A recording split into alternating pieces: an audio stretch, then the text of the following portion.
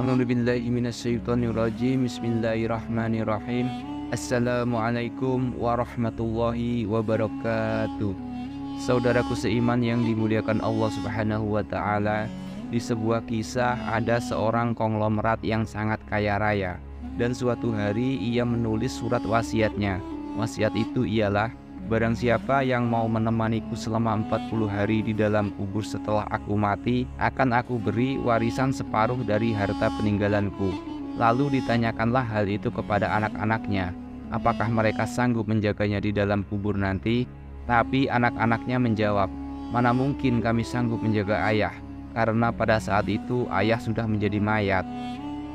Kemudian hari esoknya dipanggillah semua adik-beradiknya dan beliau kembali bertanya, wahai adik-adikku, sanggupkah di antara kalian yang menemaniku di dalam kubur selama 40 hari setelah aku mati nanti? Aku akan memberi setengah dari hartaku. Adik-adiknya pun menjawab, apakah engkau sudah gila? Mana mungkin ada orang yang sanggup bersama mayat selama itu dalam tanah. Kemudian dengan rasa sedih, konglomerat tadi memanggil ajudannya untuk mengumumkan penawaran istimewanya itu kepada para penduduk. Singkat cerita, akhirnya sampai jugalah pada hari di mana konglomerat tersebut meninggal dunia. Kuburnya dihias megah, laksana sebuah peristirahatan termewah dengan semua perlengkapannya. Dan pada waktu yang hampir bersamaan, ada seorang tukang kayu yang sangat miskin mendengar pengumuman wasiat tersebut. Kemudian si tukang kayu itu dengan tergesa-gesa segera datang ke rumah konglomerat tersebut untuk memberitahukan kepada ahli waris akan kesanggupannya. Keesokan harinya dikebumikanlah jenazah sang konglomerat tersebut, dan si tukang kayu itu pun turut ke dalam liang lahat sambil membawa kapaknya. Karena harta yang paling berharga dimiliki si tukang kayu itu hanyalah kapak untuk bekerja mencari nafkahnya. Kemudian setelah 7 langkah para pengantar jenazah meninggalkan area pemakaman, datanglah malaikat Munkar dan Nakir ke dalam kubur tersebut.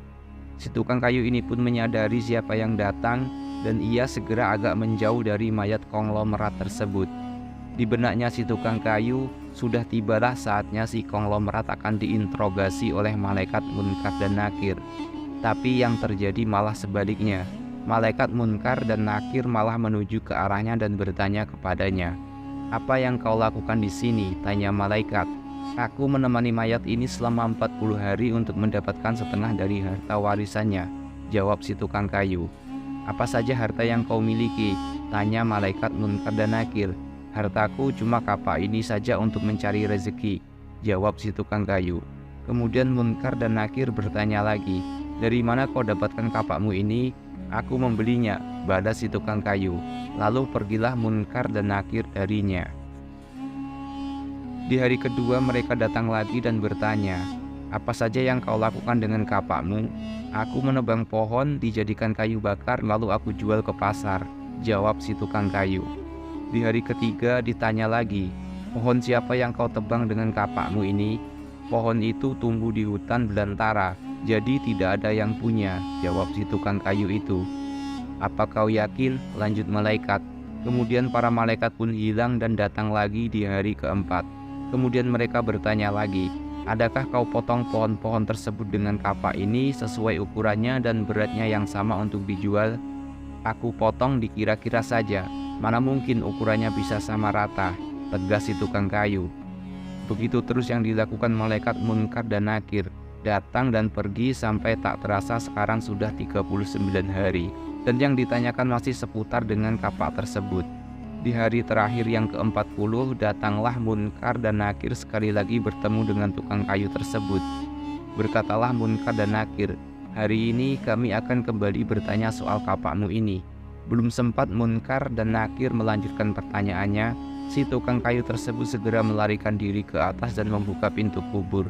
Ternyata di luar sudah banyak orang yang menanti kehadirannya untuk keluar dari dalam kubur tersebut. Karena semua orang pada penasaran apa yang terjadi di dalam kubur selama 40 hari itu.